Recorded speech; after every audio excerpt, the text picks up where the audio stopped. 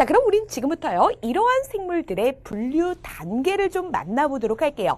자, 아까 전에 언급했던 것처럼요, 우리가 생물을 분류하고 또 한 가지 이 분류를 단계를 나누도록 할 건데 그 이유가 무엇일까? 그 목적이 무엇일까라는 거야. 자, 아까 전에 언급했던 것처럼요, 우리는 생물을 분류함으로써 진화 과정을 파악할 수가 있어요.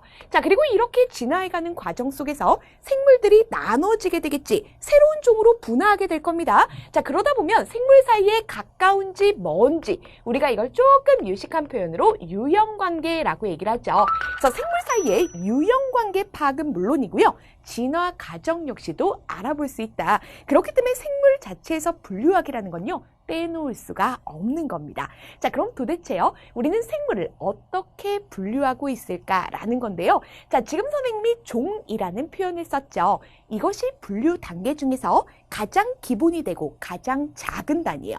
자, 그럼 가장 큰 단위도 있겠지. 이것이 바로 개라는 건데요. 우리가 보통 생물을 나눌 때 너희들은 어떻게 나누는 게 가장 큰 것 같아?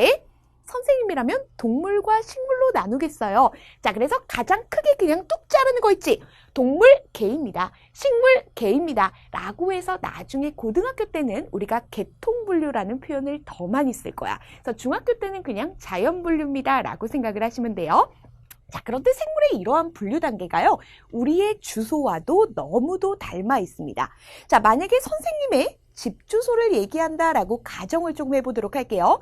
가장 큰 건 뭐가 되겠어? 대한민국이 되겠죠. 이것이 개에 해당한다라고 생각하면 돼. 개보다 작은 단위가 있겠죠. 그럼 선생님은요, 대한민국 중에서도 서울시에 살고 있습니다. 서울시보다 더 작은 단위가 있죠. 관악구가 되는 거고요. 자, 관악구보다 더 작은 단위가 있죠. 뭐뭐동이 되겠죠. 그거보다 더 작은 거 번지수가 될 겁니다. 얘네들도 마찬가지라는 거야. 가장 큰 게 개고요. 계속해서 쪼개 나가다 보면 가장 기본 단위, 가장 작은 게 종입니다. 그래서 너희들 가끔씩 동물 얘기할 때 얘는 무슨 종이에요? 라고 얘기를 많이 하시잖아요. 자, 그래서 우리가 지금부터 가장 작은 단계부터 가장 큰 단계까지 순서대로 만나보도록 할 건데, 여러분들 이 단계는 반드시 무조건 외우셔야 됩니다. 자, 종보다 조금 큰 단위가 있습니다. 우리가 이것을요, 속이라고 얘기를 할 거예요. 자, 속보다 조금 더 큰 단계가 있어. 요거를 과라고 얘기를 할 거고요. 과보다 큰 단계가 목입니다. 목보다 더 큰 단계가 있어요. 강이고요. 강보다 더 큰 단계가 문이 될 거예요. 이름들이 정말 다 특이하다, 그치? 그러나 순서대로 외울 겁니다. 가장 작은 단위부터요, 종, 속, 과, 목, 강, 문, 개요. 종속, 과목, 강문계, 입에 잘 안 붙으시죠? 그래서 우리가 조사를 조금 넣어주도록 할게요. 자, 이렇게 기억하시면 돼요.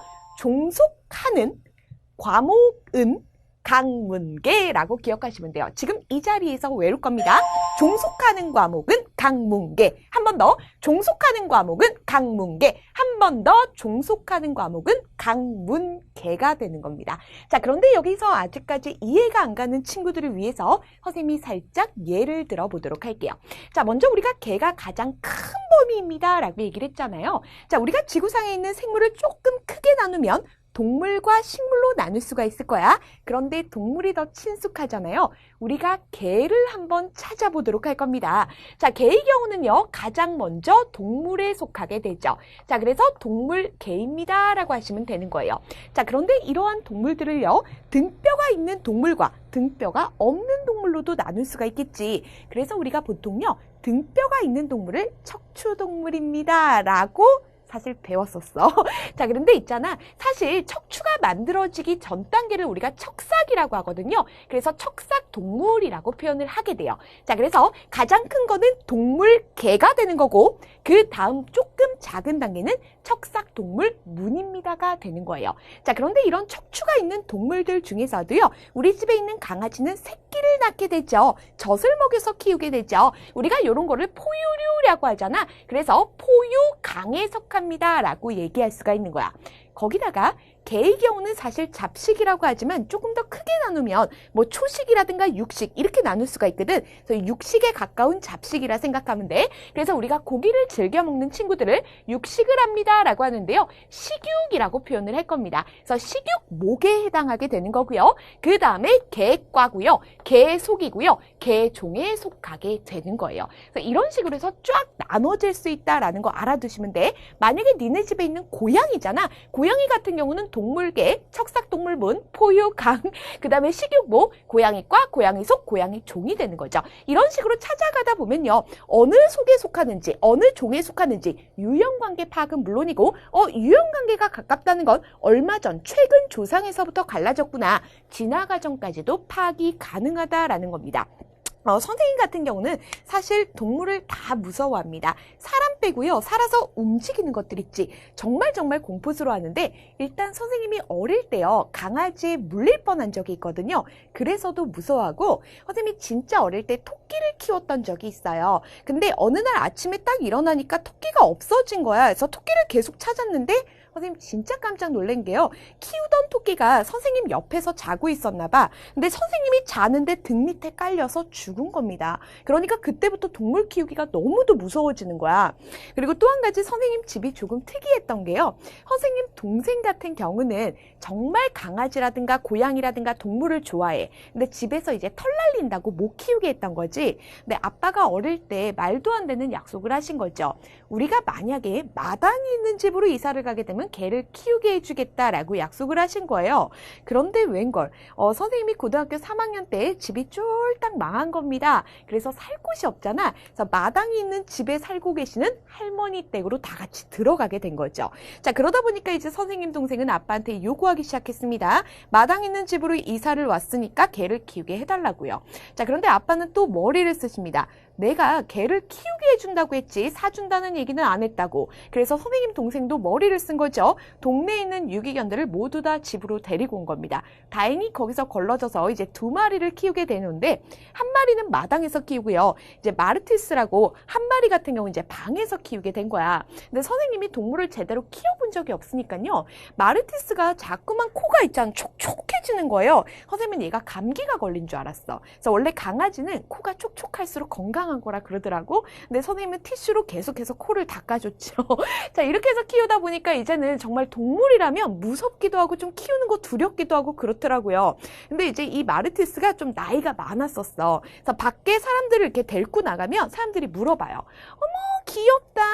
얘는 무슨 종이에요? 이렇게 물어보더라고요. 그럼 선생님은 과학을 전공한 사람답게 개종입니다. 개입니다 라고 얘기를 했어야 되는데 나도 모르게 마르티스예요 이렇게 얘기를 한 거야. 그래서 여러분들이 배우는 단위는 기본 단위라고는 하지만 가장 작은 건 아니고요. 실제로 고등학교 가시면 종보다 더 작은 거 아종이라는 거 배우시게 될 거고요. 또는 뭐 이제 섞여 있는 경우도 변종되었다 이런 거 들어보신 적 있죠. 그 다음에 품종이 개량된 거 품종 이렇게 해서 조금 더 작은 다른 종들을 배우시게 될 거야. 그래서 그냥 여러분들이 개를 키우고 있다면 종이 뭐예요? 라고 사람들이 물어봤을 땐 당당하게 개입니다 라고 하시면 되는 거예요. 자, 그래서 요거 단계 반드시 기억하셔야 돼요. 종속하는 과목은 강문개라고 얘기를 했습니다. 자, 그러면 가장 기본이 되는 단위이다. 가장 작은 단위이다 라고 얘기를 했었죠. 자, 생물 분류에서 가장 작은 단위, 가장 기본이 되는 단위가 종이다라고 했는데 여러분들은 종에 관해서는 조금 더 공부를 하셔야 돼요. 자, 우리가 보통요. 같은 종입니다. 또는 다른 종입니다 라고 표현을 하게 되잖아요. 그럼 같은 종이라는 건 어떻게 확인할 수가 있을까라는 거야. 사실 예전 사람들 같은 경우에는요. 종의 개념이 별로 없다 보니까 생긴 대로 분류를 했었어요. 자, 예를 들어서요. 둘 다 개종인 불독과요, 진돗개가 있습니다. 자, 생긴 대로 분류를 하자면 얘네들은 완전 다른 종이 돼야 돼요. 정말 다르게 생겼죠. 우리 진돗개가 좀 더 잘생겼어. 자, 이렇게 분류를 하다 보니까 오점이 생기게 되고요. 또 한 가지 공작새 같은 경우는 수컷과 암컷의 모습이 확연하게 차이가 나죠. 분명히 같은 종임에도 불구하고 다르게 구분되어질 수 있는 문제점이 생기기 시작했어. 자, 그러다 보니까 여러 가지 유전학적으로 분류를 시작하게 된 건데요. 자, 우리가 잠깐 만나보면 같은 종인지 다른 종인지를 확인하기 위해서는 교배를 시켜보시면 돼요. 일단 생긴 게 좀 비슷한 애들을 만나보도록 할게요. 암말입니다. 한마디로 엄마는 말이에요. 아빠는 당나귀입니다. 말이랑 당나귀요. 뭔가 같은 종 같아 보이죠? 같은 종인지 확인하려면 어떻게 하라고? 교배를 시켜보라고요. 자, 암말과요. 수탉나귀를 교배를 시켰습니다. 이 사이에서 자손이 태어나게 되는데요. 우리는 이때 태어나는 자손을 노새라고 얘기를 합니다. 이름은 사실 안 기억하셔도 상관없어요. 자, 그리고 또 한 번만 확인해 보도록 할게요.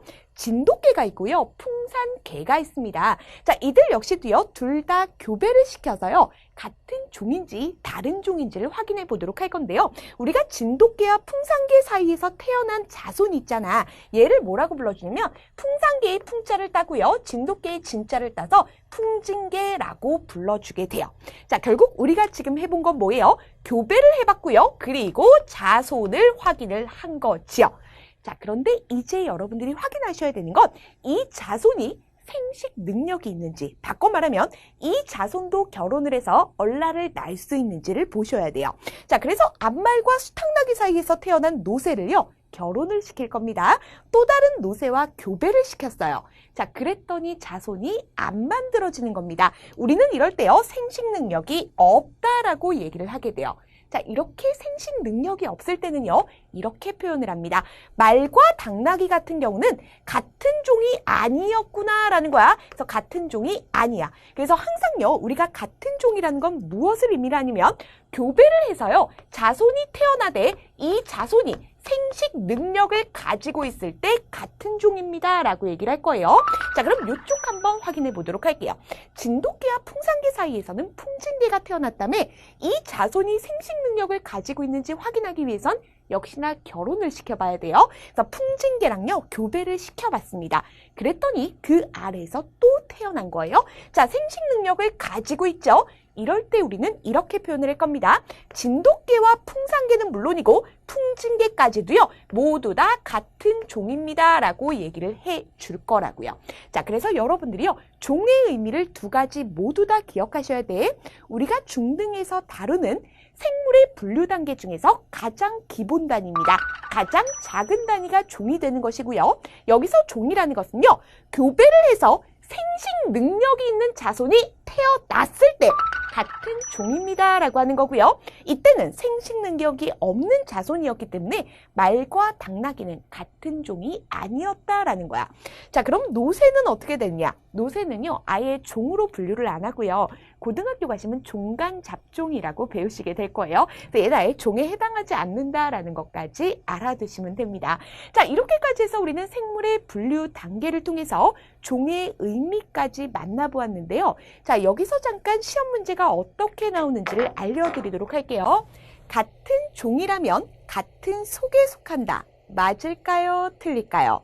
당연히 맞는 보기가 되겠죠. 왜냐하면 속이 더 큰 범위거든요. 자, 바꿔서 물어보도록 할게. 같은 속이라면 반드시 같은 종이다. 맞을까? 틀릴까? 이건 틀린 보기죠. 왜냐하면 우리가 같은 개속이라고 하더라도요, 개종도 있을 거고요. 늑대 종도 있을 거라고요. 자, 그렇기 때문에 이러한 보기들이 나왔을 때 구분하셔야 되고요.